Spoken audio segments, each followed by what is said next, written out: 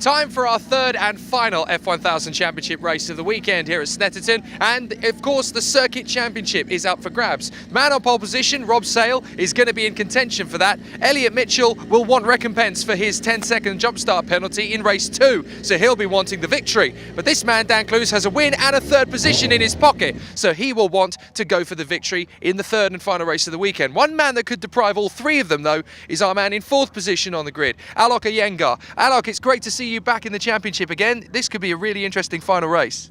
Yeah, it should be. I mean, the top 7 are covered within a second. So I really hope it's a good entertainment for people out there, and it hopefully will be a good race for all of us. And of course, one of the interesting factors is the two guys in front of you on their same side of the grid, Rob and Dan, they're fighting for the Circuit Championship here this weekend, so you could pick up the spoils if things get interesting. Yeah, we'll see. We'll see how that goes. But yeah, for me personally, I just want to have a strong finish. I just want to focus on my race and see how it goes. And of course, there's the ever-promising threat of potential raindrops. Is that going to be a slight nervous worry at the back of the mind?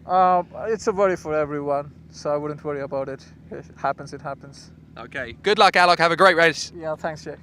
There is one more interesting factor coming into this last race as well. Have a notice, here in the holding area there is a missing space where Michael Watton should be. That mechanical failure that ended his race in the second encounter is going to prevent him from going out. So it's open season for the rest of the field. Andy, over to you for the grid.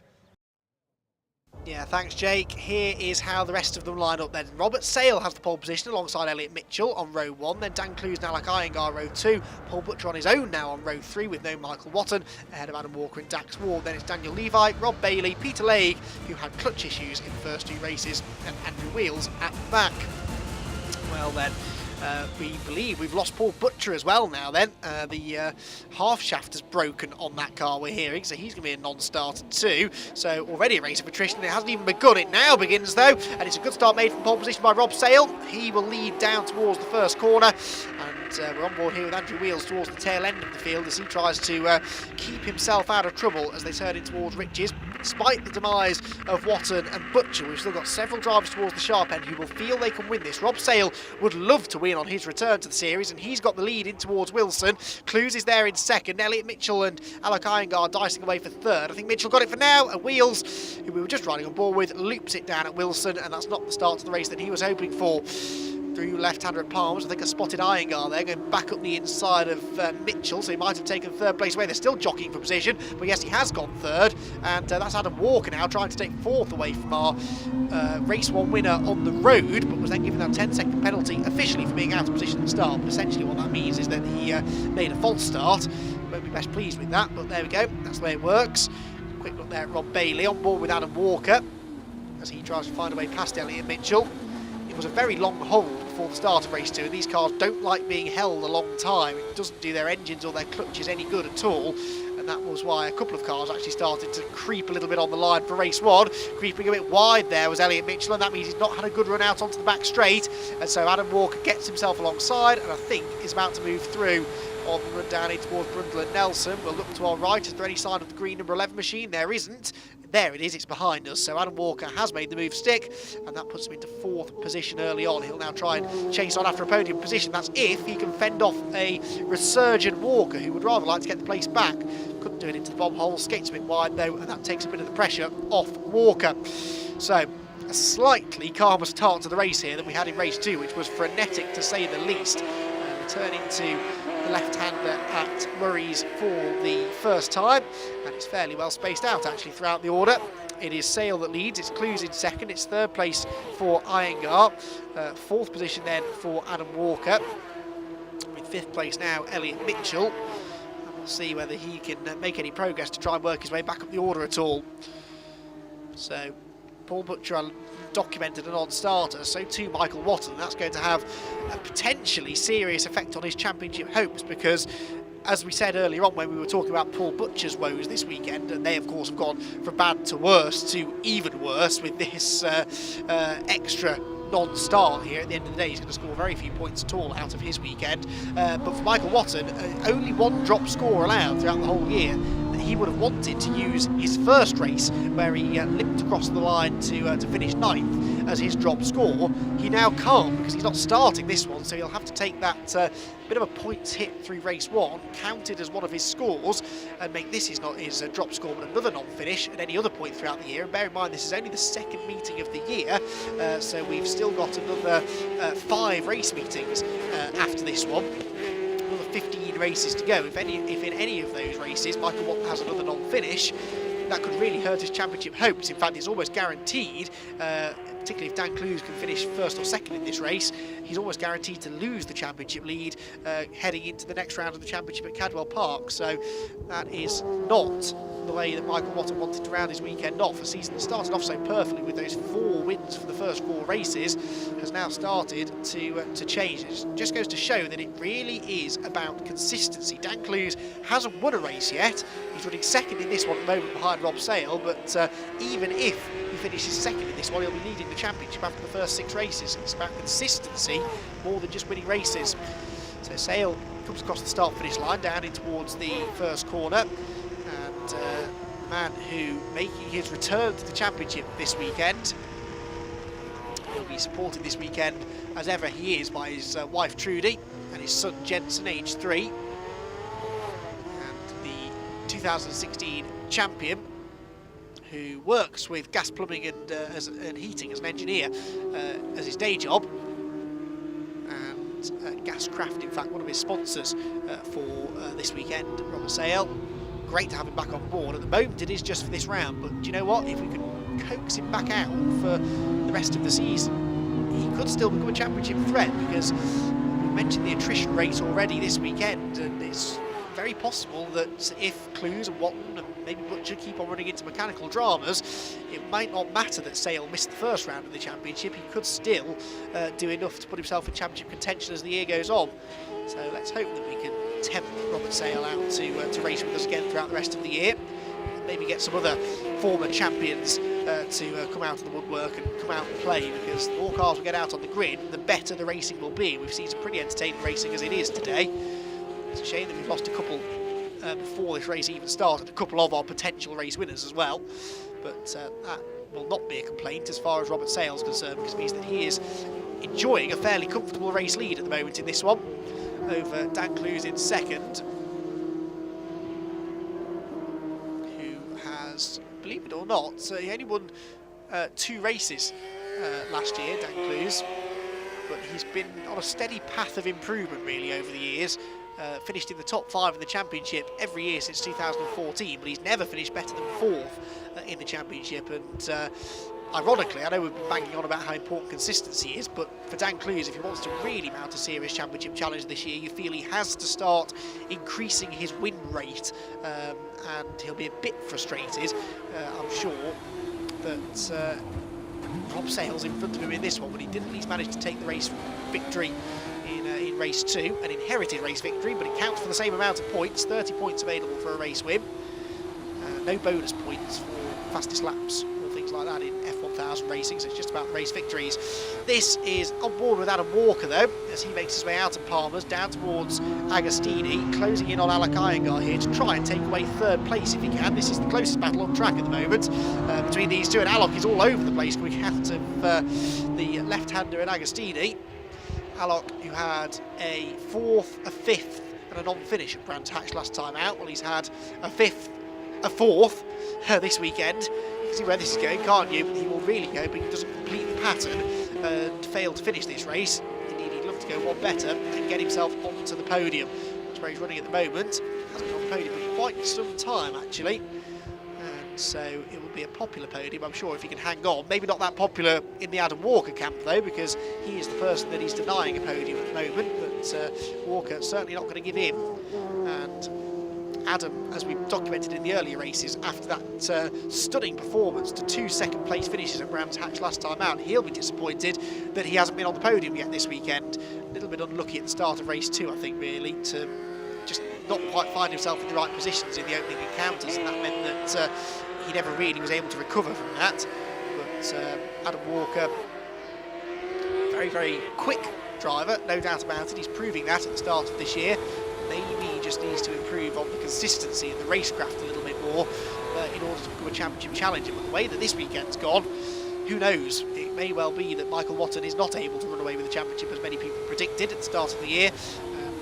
Maybe Adam Walker could yet be a threat. He's definitely a threat for third place in this race. Look, he had a look to the inside there into Wilson, and that just forced Iyengar to run a little bit deep on the brakes. And that's what I mean when I say that it's a distractionary tactic more than anything else, because he wasn't really close enough to attack Alok there. Adam knew that, but Alok didn't, and he saw that flash of colour in his wing mirrors. And again, you see Walker trying it again there, down in towards Agostini, and he hopes that that's enough just to force Iyengar to just roll off the brake a little bit, go a little bit quicker into the corner, just to try and see off any potential overtake from Walker. And maybe if he runs wide, that could open the door fully for Walker to make the move stick. It hasn't happened yet, but that's exactly why the drivers do that. They'll suddenly jink to the inside into the braking zone, knowing full well that they're not close enough to actually make the move stick, but just trying to force the error out of the driver in front. So Adam Walker, again, for someone who is not the most experienced driver in the series, although, as mentioned, been racing since 2006, but not that experienced of racing at the front, is what I should say. 5th place in the championship last year was his best championship result so far, and he's really showing that he has picked up quite a lot of racecraft over the recent years. But of course, the closer you get to the front of the field, although the harder it gets to pass people or to keep them behind, because you're going up against the top dogs in the championship, you learn more from them as well, because they are the best of the best. And he is a real student of racing, is Adam Walker. 31-year-old from Leeds, train driver, who is a bit of a fitness enthusiast, goes to the gym, enjoys playing football. And I think I mentioned this last time out at Brands Hatch, he takes that fitness regime and applies it to racing. He can often be seen in the assembly area pre-race doing a series of push-ups and a bit of a press-ups, excuse me. You can tell I'm not a fitness enthusiast. Press-ups in the assembly area, just sort of firing himself up, getting himself ready to go out there and race. Check in here with Dax Ward. We saw him spin into the barriers in race number 2, and I suspected that he was just a bit too enthusiastic with the loud pedal coming out of Oggies. That was not the case, and I must extend my most heartfelt apologies to Dax. He actually spun on the fluid that was being dropped by Michael Watton. Of course, at that point, we didn't know that Watton was leaking fluid, and I don't know the precise details of what the engine issue was, but it was a fluid leak that Michael was able to sort of coax home, but the engine was sufficiently damaged that he's not been able to get out there for race 3, so that's why he's a non-starter. But it also explains why Dax Ward spun at this next corner that they're approaching now, this tight right-hander in Oggies. It is easy to spin here because it's a tight corner, but it opens out, so you're on the throttle and you're turning at the same time, and you're really trying to open up the throttle fully on this short dash into Williams, and sometimes if you do it a bit too aggressively, a bit too early, you can spin up the rear wheels and end up losing the rear of the car. So back through Brundle and Nelson they go, and this is Dan Levi that Dax is trying to find a way past. And Dan from Toon Hill in Essex, 45-year-old, has 3 daughters who no doubt will be here supporting him. Works as a suspension design engineer. Lots of engineers tend to take a hand to motor racing, don't they? I don't know what it is. It certainly probably helps them with setting up their cars, and many of the drivers in the Speed Group F1000 Championship will indeed prepare, set up and race their own cars. Oh, into the pit lane though there. That looked like Elliot Mitchell. Now, I don't know what that drama is, but Mitchell into the pit lane, that promotes these two up an extra position, and this has now become the closest battle on the track then, as well as this one for third, which is still continuing with Alok Iyengar, for the time being, sponge-like, soaking up the pressure from Adam Walker behind him. Back out of Agostini in towards the left-hander at Hamilton's, and both of these drivers running inch-perfect lines for the time being. As he turns his way back through onto the Bentley Straight, excuse me, he is now starting to run out of time. We're into the final minute or so of the race. We've completed 9 laps in race 1, 8 in race 2. 8 is what we expected. They just squeezed an extra lap in the first race. I think this will be another 8-lap encounter, and Dan Clues just doesn't have anything for Rob Sale at the front of the field. Robert's now pulled out nearly a 5-second lead over Dan. This is the fight for third between Alok Iyengar and Adam Walker, with Daniel Levi still 5th and Dax Ward 6th. Levi, of course, still leading the Sonic Invitation Cup, and so as long as he can get through to the finish, that will be 30 points that he will score for winning all 3 races in that clash. That will match him with David Wheel, who was our 3-time class winner last time out in the Mark IV Jedi. Dan Levi in a Mark VI car, but just a slightly modified version. Final lap begins then for this man Robert Sale, who we haven't really seen that much of in this race, but the returnee to the championship, it looks like he's well on his way to taking victory here at his home track at Snetterton. It's been a dominant performance in this one. You sensed it was coming. The fact that he hadn't driven the car since October and still managed to qualify 3rd for the opening race of the weekend, and then finished 3rd in race 1, 2nd in race 2, and so you can see the progression there as he got acquainted with this car once again, and he's now only half a lap away from a race victory here on his return, and hopefully that will be enough to coax him back into the championship full time. Turns his way through Oggies. You've got a glimpse there of the gap back to Clues in 2nd, and then Clues with a similar sort of margin over Iyengar and Walker, still dicing over 3rd. One last little hurdle to jump here for our race leader Robert Sale. There's a back marker in front of him, which I think might be Elliot Mitchell, having made that pit stop. I think he's made his way back out onto the track now, albeit some way back. And he may just go a lap down. Well, actually, I thought he was moving over there to let Sale through, but he's not going to. It's not, I beg your pardon, that's Wheels, isn't it? So Andrew Wheels, it is, who goes a lap down from a distance. The car looked a similar colour to that of Elliot Mitchell, who I can tell you has rejoined the track, but almost a lap down. Through the final couple of corners, though, is coming Robert Sale. He's going to come out of the final turn, and he is going to take victory in round number 6 of the Speed Group F1000 Championship. We're going to have 3 different winners from all 3 races here this weekend, after Michael Watton won race 1, Dan Clues won race 2, but Robert Sale wins race number 3, and a dominant victory it was too. Dan Clues will be 2nd, and Alok Iyengar is back on the podium, and there'll be lots of people in the paddock who are happy to see that. Confirmation of the result then: a win for Sale, 2nd for Clues, 3rd for Iyengar, 4th for Adam Walker, Dax Ward is 5th, Rob Bailey 6th, Elliot Mitchell 7th, and Andrew Wheels in 8th position. Was the last remaining runner. Dan Levi there wins the Sonic Invitation Cup again. That was a perfect score. He got to the end of all 3 races, which will have been his target, I'm sure, for the start of the weekend.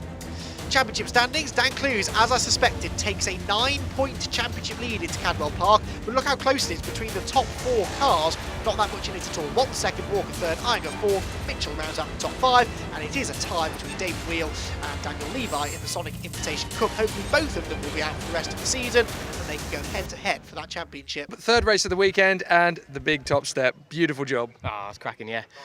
Yeah, I sat on the grid, thought if I can just get a clean start, get away into turn 1 in the lead, get into the hairpin and survive the hairpin, because that's when some of the attacks come from, and I did. I thought, okay, let's just get my head down, just drive with my head and get away, and gradually left Dan. He kept me honest all the way, but yeah, faultless race.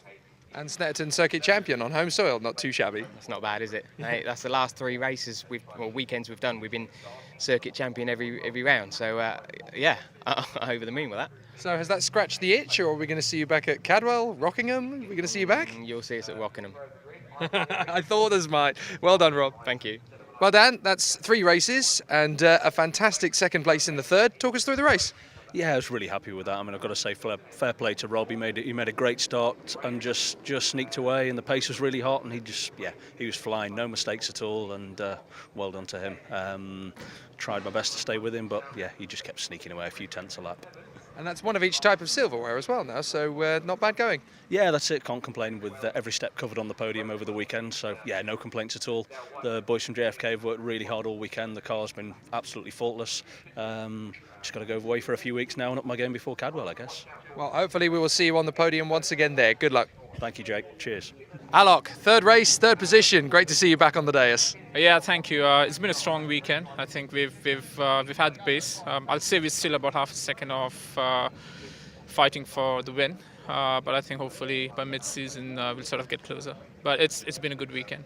And of course at Cadwell it's a lot more technical, so maybe you guys might be able to come up with something that can give you a good qualifying, and then the rest is history. I hope so. I mean, I've had a crash last year there, so mentally, I think psychologically, I need to sort of get better at that track. So I won't say it's the strongest track, but for me, it's about improving. That's what I'm focusing on. I'm not focusing on results. Just try and get better each and every round.